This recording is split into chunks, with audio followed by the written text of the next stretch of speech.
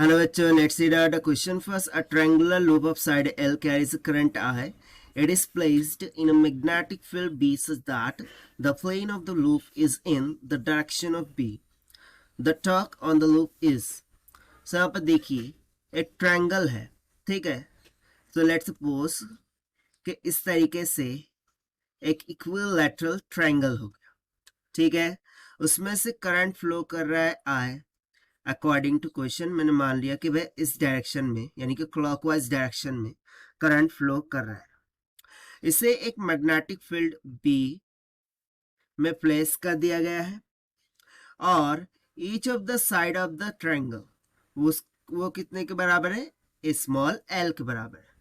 सो हमें magnetic field के द्वारा इस ट्रायंगुलर लूप पर लगने वाला टॉर्क का मान ज्ञात करना है. तो चलिए स्टार्ट करते हैं हम सॉल्यूशन से. But before of its let's talk about the key concept which we are going to use here for this question. So मैं general formula for the torque लिखूं. सो टॉर्क वेक्टर ये equal होता है magnetic moment cross magnetic field की equal. Now if you remember, इससे पहले हम discuss कर चुके हैं कि मैग्नेटिक मोमेंट ये किसके बराबर होता है? Number of turns of the coil multiply by the current flowing throughout it multiply by the area of the loop. ठीक है.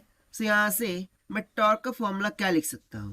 m का मान रख दिया, एन आई ए, ये हो गया b, और इसको वेक्टर फॉर्म में ना लिखते हुए मैं क्या लिख सकता हूं? Sine of theta. अब ये थीटा क्या आ गया? सो बेसिकली थीटा ये होता है करंट की डायरेक्शन और ये जो मैग्नेटिक फील्ड है उनके बिटवीन का एंगल. ठीक है, इतना क्लियर हो गया होगा. So if you see that, so यहाँ पर मैग्नेटिक फील्ड और करंट या फिर ये जो लेंथ वेक्टर है और मैग्नेटिक फील्ड एक दूसरे के परपेंडिकुलर में, that means theta is equals to 90 degree here. So can I write the torque will be equals to N I A B sine 90. ना साइन 90 कितना होता है? 1, यानी कि मुझे टॉर्क कितना मिल गया? N I A into B के बराबर. इतना क्लियर है.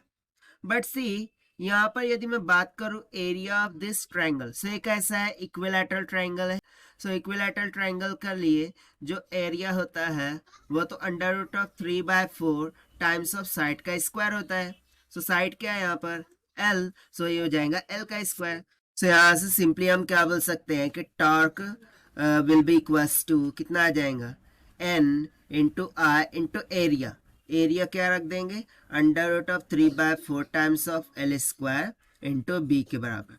और देखिए यही हो जाएगा हमारा आंसर फॉर दिस क्वेश्चन, जिसको हमने सॉल्व किया by using the conceptual formula of torque से. Now let us take the option. So यहाँ से option D will become correct. So this is the required solution. I hope you understood well. Best of luck. Thank you.